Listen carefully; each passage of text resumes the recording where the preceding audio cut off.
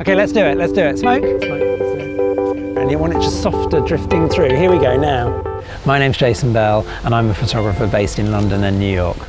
That's great, that's great. When you shoot a writer who no one's heard of, they run the picture, half page at the back. When you shoot Kate Winslet, it's a cover and 8 pages. And all photographers, want to see their work used in that way. And so I kind of gravitated towards shooting well-known people. Of course there's a thing, you go to dinner and somebody says, well, who were you shooting last week? And you say Angelina Jolie and most people go, oh wow, But to me, I think there's something interesting about photographing someone incredibly iconic like that. It's like there's something to play with. She comes with baggage. There's a public perception of her. So already something is informing the pictures. People know what she looks like and they are aware of how she's been photographed before. So there's a different sort of thing going on where it's like, how are you going to photograph her? How do you make the pictures yours, different to every other photograph I've seen of her? I was recently commissioned to shoot the British royal family. The first picture they ever released of the baby was shot by her father in the garden, and it was a very informal picture, and they hadn't hired a well-known photographer to do it, and it was quite sort of low tech. And that to me indicated that they wanted to do things differently.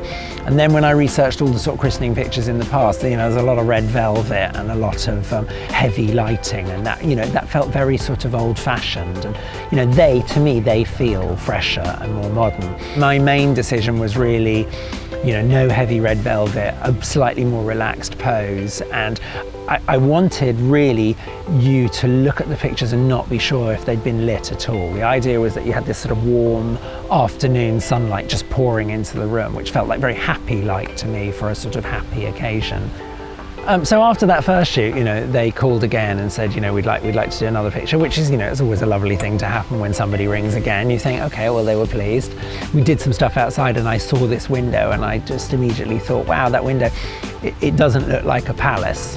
And I quite like the sort of normalizing thing of that. It was a very sort of generic window. It could be anyone's. It didn't seem particularly grand. To me, there just felt something right about this family, very framed by this incredibly sort of ordinary window, and you could just feel that they were a family, and there was not much artifice to it. And I think we're very used to seeing the royal family, in a much more structured way, and so the sort of looseness of it appealed to me at the time.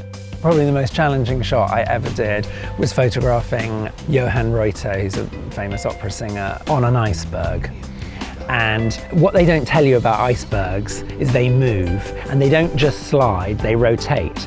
I was on another piece of ice that was rotating, and he's on an iceberg that's moving. And it's like every time you get the shot, he's drifting out of frame and we're rotating. And then the other thing is they tell you, if you fall in the water, if we don't get you out in 45 seconds, you'll die.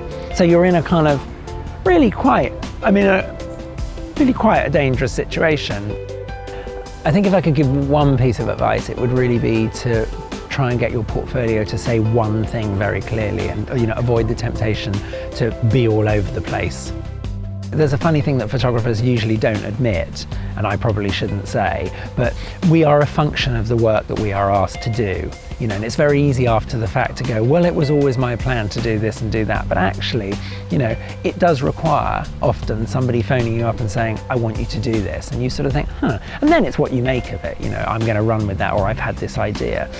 And for me, pitching ideas is important. It's about coming up with ideas and what do I want to do, or here's a body of work, and then approaching people and saying, I've had this idea. Can we, are you interested in it? Can we do it? But there isn't really a master plan in that way. And that's good, because I don't really want photography to become a business. It's a passion. And I think, follow that passion and stay true to that passion, and you can't really go wrong.